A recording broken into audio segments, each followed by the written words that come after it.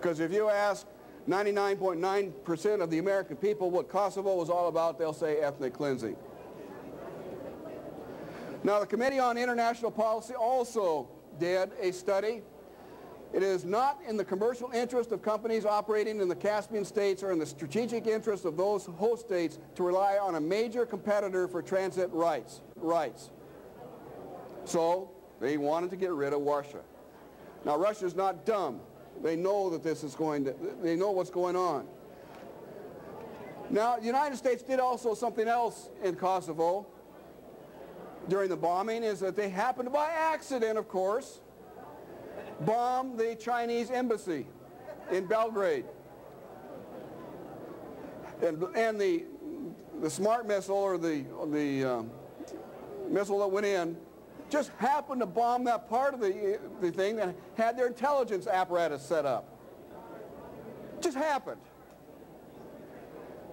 Well, if the Gulf War in 1991 was not enough, this proved it to both Russia and China. The United States was a force that they had to contend with. And if you read some of the newspapers and so forth during that period of time, what you will have seen is that they literally, during the period of buildup between the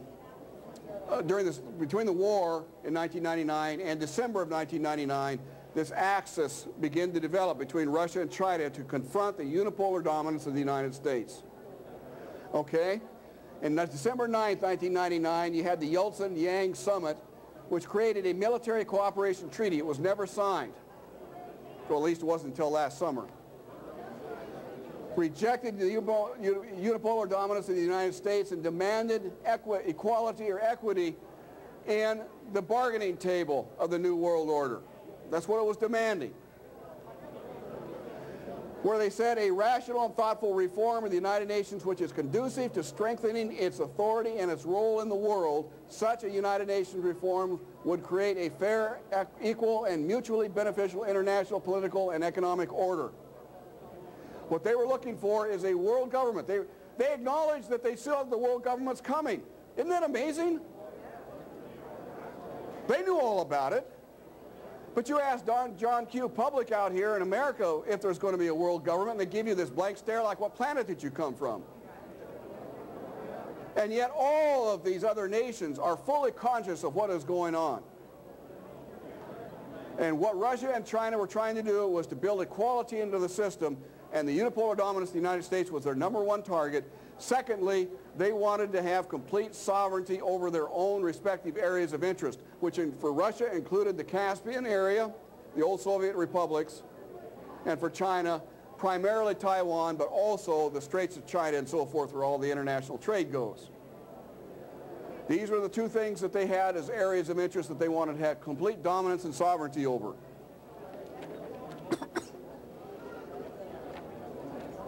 Now,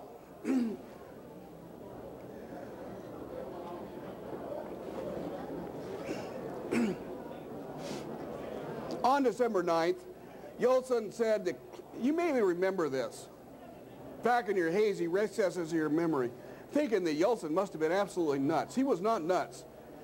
Clinton is putting pressure on Russia. It seems that he has forgotten that Russia has at its disposal a full nuclear arsenal. In other words, he was threatening the United States. What was Clinton's response the next day? Well, we can't get too serious about what he said. Well, can you imagine what Yeltsin was thinking at this point in time?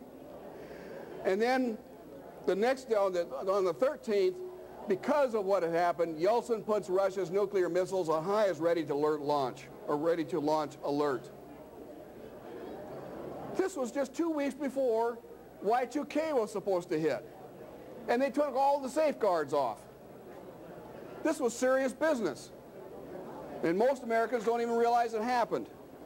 But that wasn't the heart of it. The next day, on December 14th, supposed Prime Minister Putin, Vladimir Putin, literally gave this ultimatum. Now, I really think Putin was already in power at that time. Yeltsin was just acting as a figurehead. But what happened is that Vladimir Putin, as Prime Minister, launched a brand new Topol-M ICBM. unscheduled, totally out of the clear blue, with no prior announcements whatsoever. You don't think that created a nightmare scenario for our defense systems? What he says is we won't stand for it, the unipolar dominance of the United States, and we will use all our levers at our disposal, diplomatic and military political. Today's successful launch of the Topo-M intercontinental ballistic missile is just one of them. In other words, he was threatening the United States, and it worked. What you saw then is General Yakovlevich announces a new military doctrine permitting the use of nuclear first strike and terrorism. You might have remembered some of this, I just don't remember, but it had huge implications and literally turned the White House upside down. And from December 14th through February 20th, 2000, there was a flurry of diplomatic exchanges between the United States and China and the United States and Russia. I mean, there were planes crossing in the air. It was something happening every single day. There were a lot of smiles after the 1st of January. And Russia and China were saying we're starting a new chapter of cooperation. We are strategic partners in promoting international security and stability in the world. We are realizing the idea of partnership which calls for equal participation. In other words, everybody was happy. Things were going right. It looked like we were going to integrate Russia and China into the New World Order.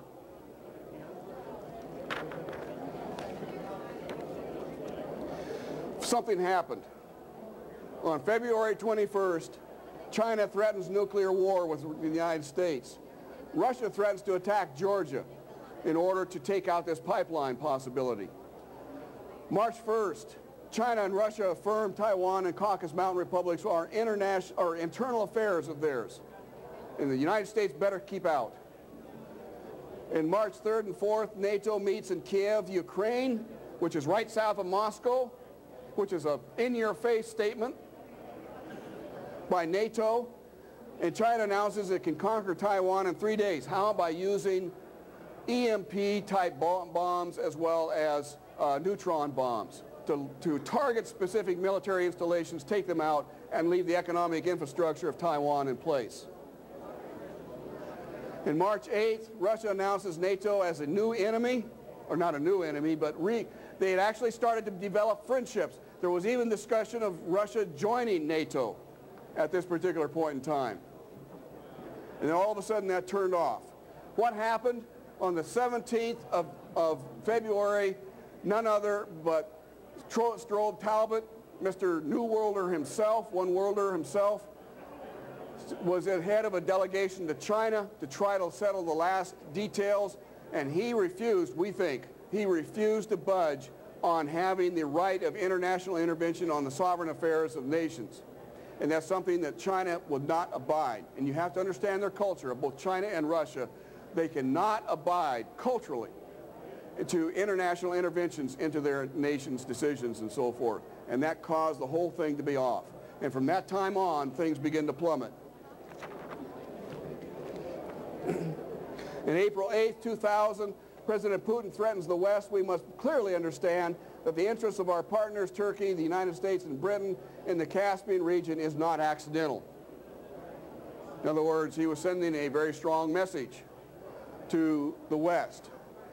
But he also sent a peace or an olive branch. We believe that the key is defining the balance of the interests of the state and the companies. In other words, and he goes on to say, we will not be able to achieve anything by the power of the state alone. Russia needed the West's capital, and Putin knew it. So he was ready to set up a deal between the West and Russia to develop this oil, but Russia was going to get its piece of the pie. It was not going to get cut out. And that's what he was saying. But he threw out an olive branch at the same time as warning the West that they better stay out of the oil patch unless they develop this partnership. April 22nd, the Duma approves Russia's new military doctrine to allow international terrorism using weapons of mass destruction. We need to realize this, folks. Both China and Russia have new military doctrines that allows them to use nuclear, biological, and chemical forms of warfare against the United States because they cannot take us on head on. And so April 25th, Secretary of State Albright visits the Caspian area to win them over to the west. Boy, that went over big, let me tell you. She spent a week. The following, Putin warns again that if Russia has fundamental interests in the Caspian region, that the Western interests seem to be ready to pounce on the area.